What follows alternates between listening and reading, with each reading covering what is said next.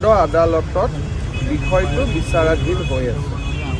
কিন্তু এই ক্ষেত্ৰত কাৰ্বি আংলং অট'নমাছ কাউন্সিলে আজিলৈকে শপতনামা দাখিল কৰা নাই। তাৰ কাৰণে গোটেই বিষয়বস্তুটো এতিয়ালৈকে আদালতত সমাধান হোৱা নাই। আজিৰ আলোচনাত এটা সিদ্ধান্ত লোৱা হ'ল যে কাৰ্বি আংলং স্বায়ত্তশাসিত পৰিষদে 5 জানুৱাৰীৰ আগতে আদালতত শপতনামা দাখিল কৰিব আৰু কাৰ্বি ৰাইজেও আদালতত এটা পক্ষ হৈ তেওঁলোকেও আদালতৰ সন্মুখত নিজৰ দলিল ৰাখিব।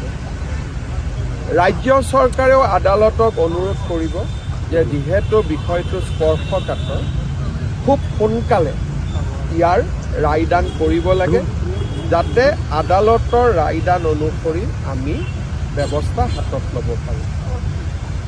খেৰণীৰ VGR PGRত যিমানবিলাক চৰকাৰী কাৰ্যালয় আছে, সেই কাৰ্যালয়সমূহ আমি VGR PGR এলেকাৰ পৰা আমি উঠাই লৈ আহিম আৰু VGR PGRৰ বাহিৰলৈকে লৈ যাম। তৃতীয়তে, খেৰণীত VGR PGRৰ খালী মাটি 8,000 বিঘা আছে। এই 8,000 বিঘা খালী মাটি কাউন্সিলে ফেন্সিং কৰিব আৰু বনানীকৰণ কৰিব, যাতে ভৱিষ্যতে কোনেও তাত দখল ল'ব নোৱাৰে।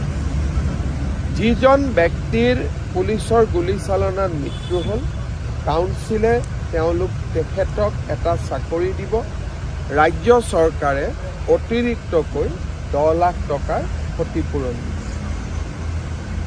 VGR PGR মাটিত যিমান ট্ৰেড লাইচেন্স ইছ্যু হৈছে, কাউন্সিলে আটাইবোৰ ট্ৰেড লাইচেন্স কেনচেল কৰিব, যাতে কোনেও তাতে ইলিগেলি ভৱিষ্যতে ট্ৰেড লাইচেন্স ল'ব নোৱাৰে।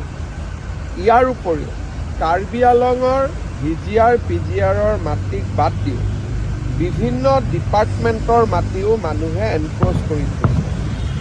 ইৰিগেশ্যন, ছইল কনজাৰ্ভেশ্যন ডিপাৰ্টমেণ্টৰ মাটিও এনক্ৰ'চ কৰি থৈছে। যিবিলাক ডিপাৰ্টমেণ্টৰ মাটি এনক্ৰ'চ হৈ আছে, তাতে কাউন্সিলে এভিকশ্যন আৰম্ভ কৰিব। অহা 17 জানুৱাৰী আমাৰ দ্বিতীয় লানি আলোচনা আৰম্ভ হ'ব।